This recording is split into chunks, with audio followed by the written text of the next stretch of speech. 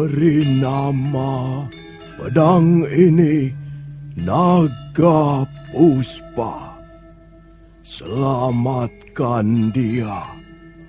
Jangan sampai jatuh ke tangan pendekar berwatak jahat.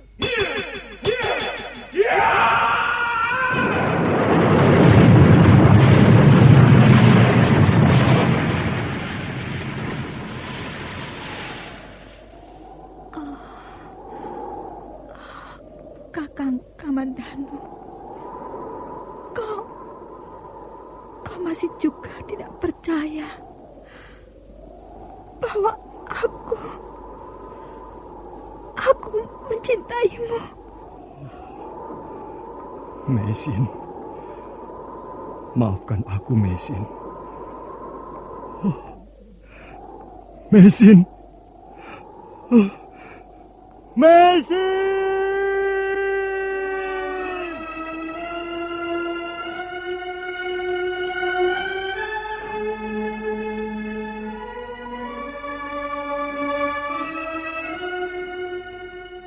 Tutur Tinular.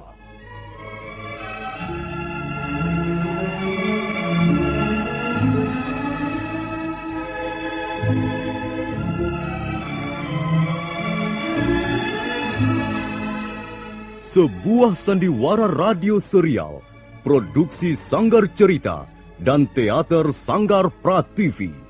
Sebuah kisah dengan latar belakang sejarah runtuhnya Singasari dan berdirinya Kerajaan Majapahit.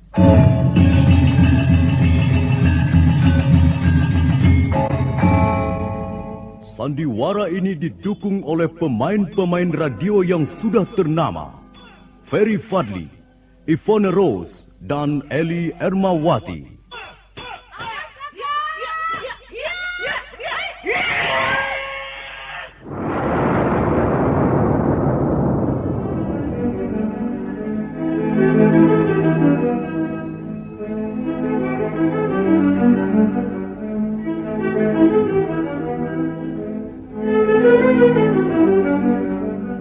Cerita ini ditulis dan disusun oleh S. Tijab. Teknik dan montase dikerjakan oleh Rudi Tinangon dan Joko SP. Sutradara EWS Yuwono. Kali ini mengetengahkan episode pertama dengan judul Pelangi di Atas Kurawa.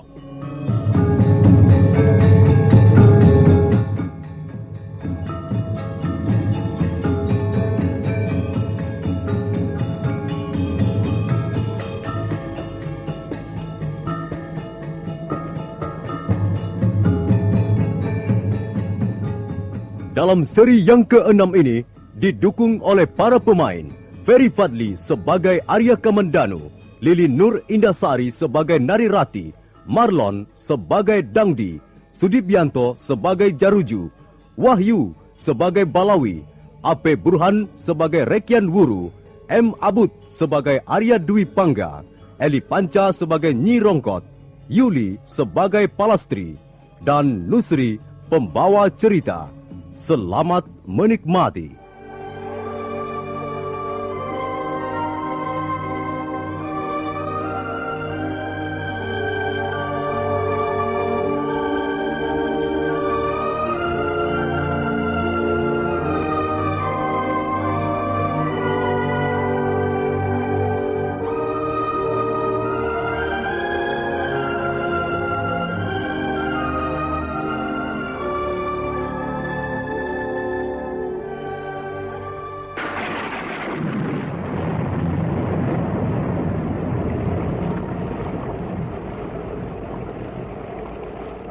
Karena merasa kurang diperhatikan, Narirati menjadi tersinggung.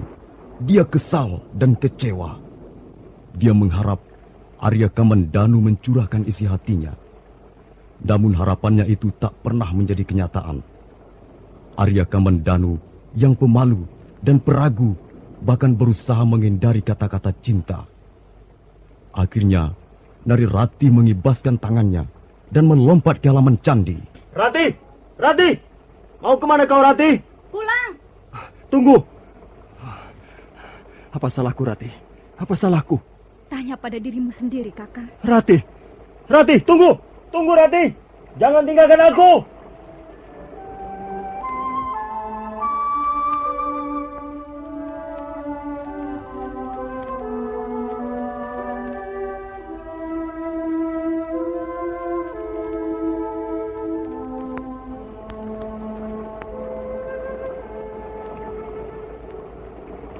Ratih! Jangan mengikuti aku. Aku bisa pulang sendiri, Kakang. Apa salahku? Mengapa tiba-tiba kau membenci aku, Ratih? Aku tidak membenci siapa-siapa. Aku membenci diriku sendiri. Marilah kita berteduh. Jangan hujan-hujanan. Nanti kau sakit. Biar saja sakit. Jangan begitu, Ratih. Kukira kita hanya salah paham. Baiklah. Aku minta maaf kalau memang kau anggap ada sikapku yang telah menyakiti hatimu. Sudahlah, Kakang. Lupakan saja. Dan sebaiknya Kakang pulang. Jangan mengikuti aku lagi. Ratih, lihatlah. Pelangi itu masih ada di sana. Pelangi itu tak akan selamanya di sana. Seperti yang kau katakan, pelangi itu sebentar lagi lenyap. Tapi besok pelangi itu akan muncul lagi. Dan kita bisa menikmatinya berulang kali. Aku tidak tertarik lagi melihat pelangi, Kakang. Kalau kau masih terpesona padanya, lihat saja sendiri. Bagiku, pelangi itu membosankan. Tidak indah lagi seperti dulu. Nah, aku pergi, Kakang. Tunggu, Ratih. Awas, Kakang. Kalau Kakang mendekati aku, maka aku akan melompat ke dalam jurang. Ratih, mengapa jadi begini? Rupanya kau benar-benar tersinggung. Kau marah dan membenci aku. Baiklah, aku memang pantas kau benci. Aku sama sekali tidak berharga di depanmu. Kita berpisah sampai di sini, Kakang. Selamat tinggal. Kau jangan menemui aku lagi. Mengapa pengalamanku seperti bait syair yang ditulis Kakang Dwi Pangga? Sakit sekali rasanya. Suatu derita panjang di malam yang dingin dan kelam. Ratih. Di mana Ratih? Oh, dia sudah pergi. Kasihan Nari Ratih. Aku akan mengikutinya dari kejauhan. Aku takut sesuatu akan menimpa gadis itu di jalan.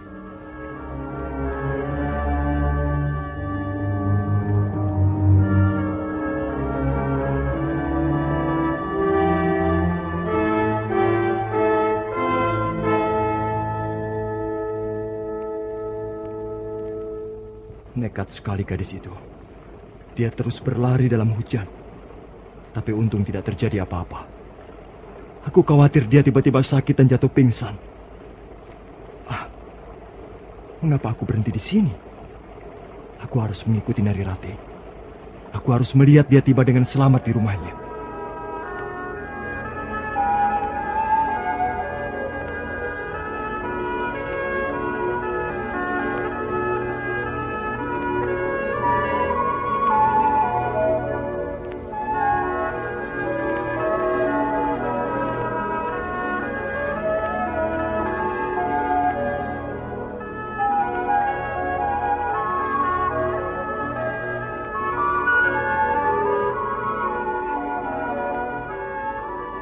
Setelah beberapa saat lamanya kejar-kejaran dalam cucuran air hujan, akhirnya dua insan itu pun menghentikan langkahnya. Nari Ratih menengok ke belakang sekilas sebelum memasuki pekarangan rumahnya. Arya Kamandanu buru-buru menyembunyikan wajahnya di balik daun-daun talas di seberang jalan. Pemuda desa Kurawan itu menarik napas panjang setelah melihat gadis yang dicintainya masuk ke rumahnya. Syukurlah, dia selamat sampai di rumahnya. Oh, Ratih, mengapa kau mengajakku berkejar-kejaran dalam hujan lebat? Apakah perangai setiap gadis memang begitu? Kadangkala sukar dimengerti. Atau barangkali aku yang terlalu bodoh memahami perasaan seorang wanita. Hujan sudah berhenti. Aku harus segera pulang.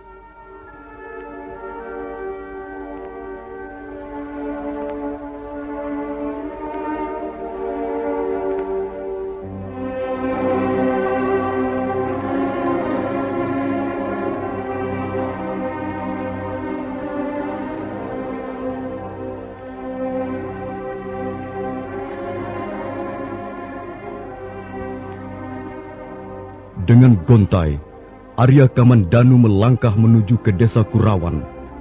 Sekali-sekali, dia terpaksa melompati genangan air di sepanjang jalan. Suatu saat, dia berhenti. Lalu wajahnya tengadah ke angkasa yang masih diselimuti mendung tebal. Pelangi itu sudah lenyap. Hanya tinggal kehampaan menghitam di langit. Kemanakah perginya pelangi itu? Kemanakah harus ku cari keindahan dalam hidup ini?